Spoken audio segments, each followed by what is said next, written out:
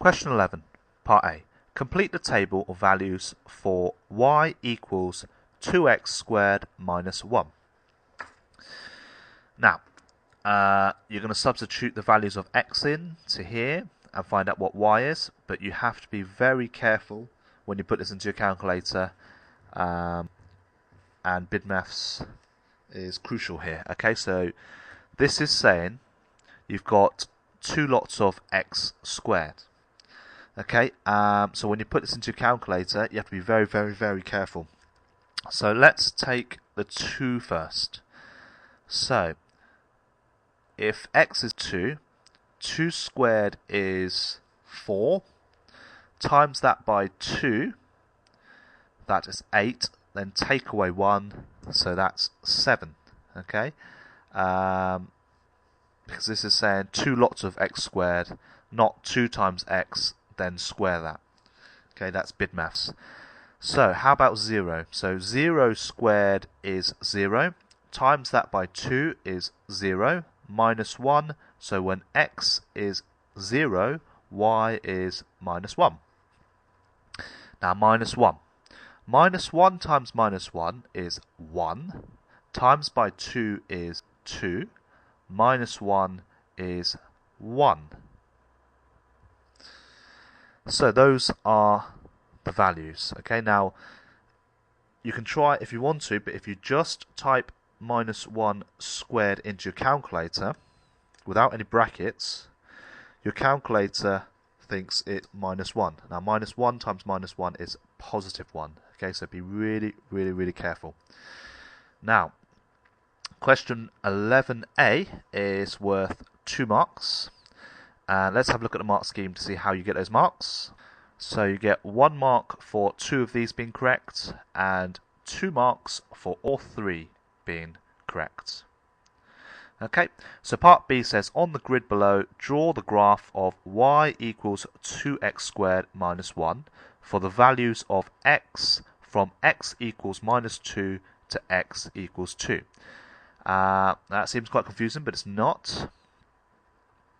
So we've got to draw this graph here, and we've got the values here, and we've got to draw it from the values of x from x equals minus 2 to x equals 2.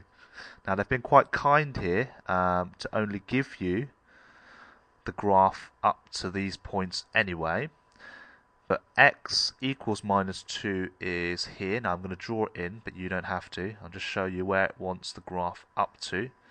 So here and here, which is the end of the graph paper anyway, so you're not going to start drawing the graph off the graph paper. So that's quite kind. And now we have to draw the graph y equals 2x squared minus 1. So when x is minus 2, y is 7. So let's plot that first of all. X is minus 2, y is 7. And that is here. First one done. When x is minus 1, y is 1. When x is minus 1, y is 1. When x is 0, y is minus 1. So here. When x is 1, y is also 1. When x is 1, y is also 1. When x is 2, y is 7.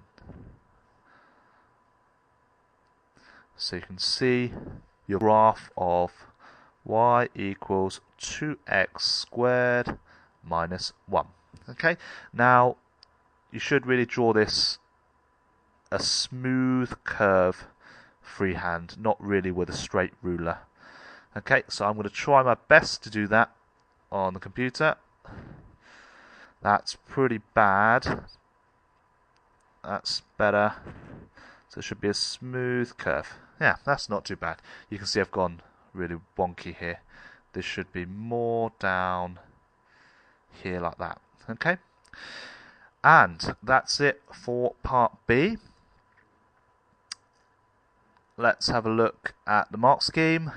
Part B is worth 2 marks. So the first method mark is for at least 4 of the points being drawn correctly, and the second mark is for all 5 points drawn correctly. Okay, so part C says use your graph to write down estimates of the solutions of the equation 2x squared minus 1 equals 0. So when y equals 0, what's x? So we have a look at our graph. So when y is 0, which is here, so when y is 0, this is the x-axis, what are the values of x? Okay, now you can see there's 2 solutions, one here and one here, and you have to estimate what it is. So there's minus 1, so there's minus 0.5 or minus half, so minus 0.7, so x equals minus 0.7, and the second solution over here is x also equals positive 0.7. That's my estimate anyway from my graph. And let's have a look at the mark scheme. So part C is also worth 2 marks. So the first mark is a method mark for identification of intersection of the curve with the x-axis. Okay, so you can see here by just sort of circling, they can see I know what I'm doing. I'm looking for the intercept of the x-axis, or when y equals 0. Okay, or you can get the first mark by stating the first, just one solution, and the second one for the second solution as well. Okay, now the solutions are estimates, so if you put anything from 0.6 to 0.8, you would get that correct, and anything from minus 0.6 to minus 0.8, they would assume that's also correct. Okay, so 0.7 and minus 0.7 is absolutely fine. So that's it for question 11, and it's worth 6 marks in total.